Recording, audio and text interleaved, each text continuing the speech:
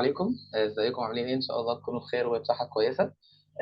النهارده معانا فيديو جديد. هيكون معانا فيه زياد ياسر. زياد خريج ستام اسماعيليه دفعه 21 وبيدرس في هندسه حلوان المطريه، قسم عماره.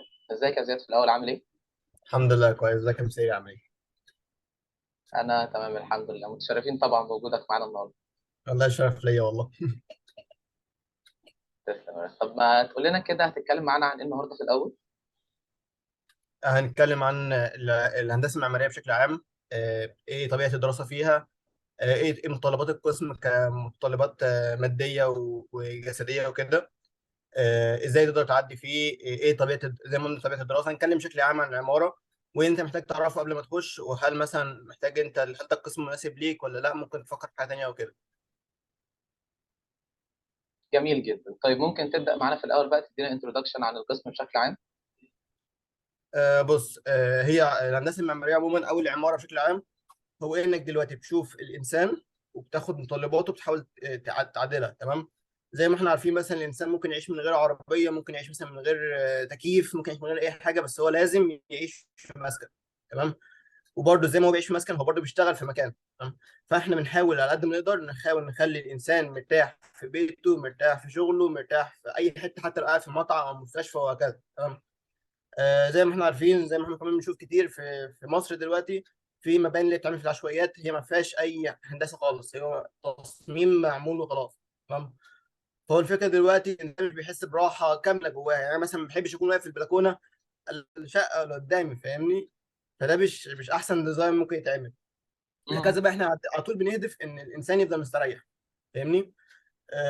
يعني مثلا دلوقتي نقول مثال، ان دلوقتي ترابيزه السفره مثلا، الانسان عشان يقعد مستريح محتاج عرض مثلا 70 سم. لو انا عملته اقل من كده فانا هخبط في كتف اللي قدامي، لان أنا مش هعرف اكل اساسا. فهي دي الفكره كلها. هو انت ازاي تعرف تخلي الانسان يعيش مستريح ويعيش، يسيب كل حاجه ويفكر في الحاجه التاسك بتاعه دلوقتي. فاهمني؟ جميل جدا يا زياد. طيب دي كانت انترودكشن كويسة عن القسم وكده، فلو ينفع بقى تبتدي تكلمنا عن طبيعة الدراسة وطبيعة المواد بشكل عام في القسم. اتفضل. تمام.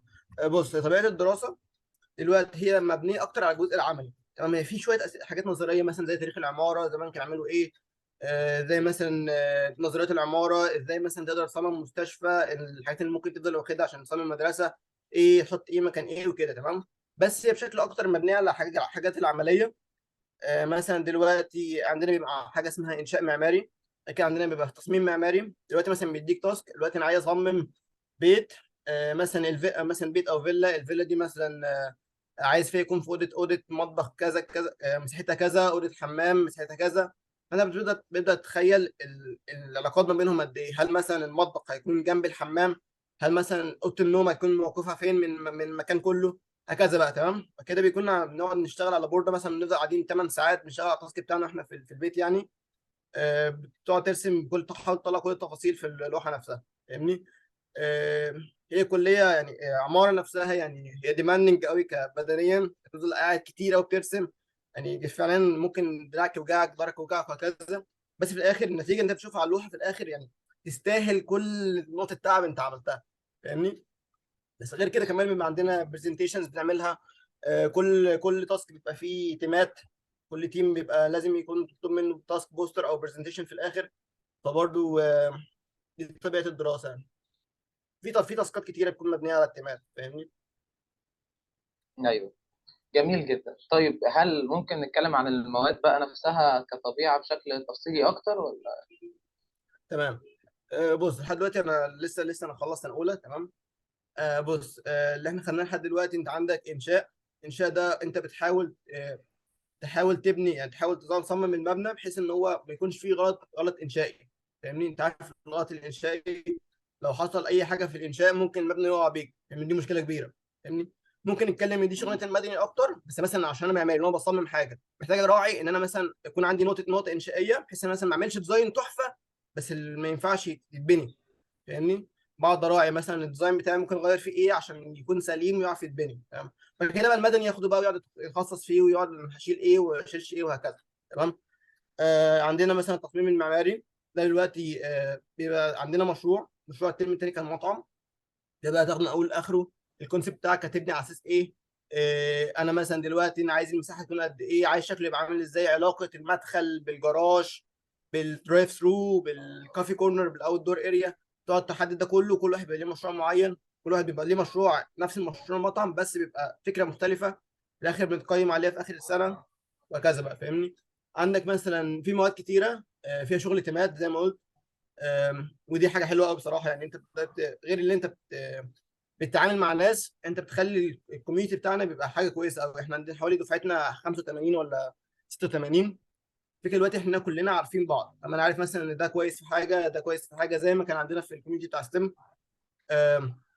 فغير كده كمان احنا بنخلق كوميونتي كويس. دلوقتي احنا مثلا بنقعد نشيل بعض في الشغل. بيبقى عند مطلوب مننا ماكيتات كتير. شغل المعماره مبني على الماكيتات. يعني في حاجات تقعد تبص على كده فيزيكال موديل، مش مجرد اللي هو موديل على الكمبيوتر وكده. تمام. عندنا مم. مثلا زي ما قلت نظريه تنظيرات العماره، في تاريخ العماره. في مواد زي ما قلت لك بناخدها من مدني، زي التحليل الانشائي، المساحه، ده عشان يكون عندنا فكره مبدئيه واحنا بنصمم هل ده منطقي اللي انا بعمله ده ولا لا. فاهمني؟ زي ما قلت لك ما اعملش ديزاين تحفه وفي الاخر هو ما بيعرفش، ما ينفعش يتبني. ايه كمان؟ جميل. ما اظنش ان في حاجه ممكن اتكلم عليها في المواد تاني. في سؤال دايما بيتسال وانا دايما كنت بساله. اول سنتين احنا عندنا في الكليه، اول سنتين بنرسم مانوال. يعني انت بتمسك المسطره التي بتاعتك، انت مهندس ماسك المسطره التي، ماسك مثلثك والاقلام بقى وكده. طب احنا ليه بنشتغل كده؟ احنا كده كده اصلا لما نتخرج هنشتغل يعني على الكمبيوتر. فاهمني؟ مش هروح اشتغل في مكتب وحاطط ترابيزه تي. بص، هو الفكره كلها ان انا دلوقتي لو انا مثلا شغال برسم على اللاب، فاهمني؟ او برسم اوتوكاد او برسم اي حاجه.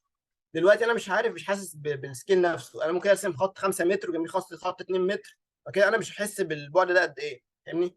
لما انا ماسك القلم والمسطره، فانا عارف انا برسم خط 10 سم، فانا عارف ان 10 سم قد ايه. فاهمني؟ انا عارف بعدها ال 5 سم قد ايه. وبعد كده انا مثلا انا قاعد دلوقتي انا مسكت اللاب ده، انا هقول مثلا ان هنا عرض ده كذا عشان احس العرض بتاعه قد ايه. لان عشان أنا خلاص بقيت حاسس بالسكيل بتاع كل حاجه. فاهمني؟ عشان لازم كمان غير كده. دلوقتي انا مثلا لو جت لي فكره في دماغي انا عايز افكر فيها، عايز اسجلها على طول. فاهمني؟ مثلا عايز اصمم شكل واجهه او شكل بيت. الاسهل انا اعمله على ورقه بايدي كده سريعا كروك، اسهل ما انا افتح اللاب واقعد افكر ويتعمل ازاي وكده. فاهمني؟ بس دي الفكره كلها. طيب، جميل جدا يا زياد. ممكن بقى تبتدي تتكلم معانا عن المجموع اللي بيكون مطلوب عشان تخش القسم ده بعد اعدادي هندسه؟ بص، هو بيبقى مبني اكتر على امتحان قدرات. فاهمني؟ دلوقتي بيكون هو امم. مثلا قسم طالب عدد معين، ماشي. امتحان القدرات هو جاب العدد ده فخلاص. تمام؟ لو هو ما جابش عدد فبيحط له بعدها نسبه قبول. تمام؟ ده اللي حصل عندنا ساعتها. اللي حصل عندنا اللي كان مقدم واللي كان نجح في الامتحان القبول ما كانش كبير، بحيث انه ياخد له رقم مثلا يقول لك انا جايب 90% مش هياخد. هو لو انت مثلا بتعرف تعدي امتحان القبول خلاص هتعديه ودخلت القسم الحمد لله. ما عرفتش تعدي امتحان القبول فخلاص هو ده مش نصيبك. بالنسبه لامتحان القبول هو مثلا احنا بيكون بيقارن هل انت مثلا عندك بدايات الرسم، هل انت ايدك ماشيه كويس.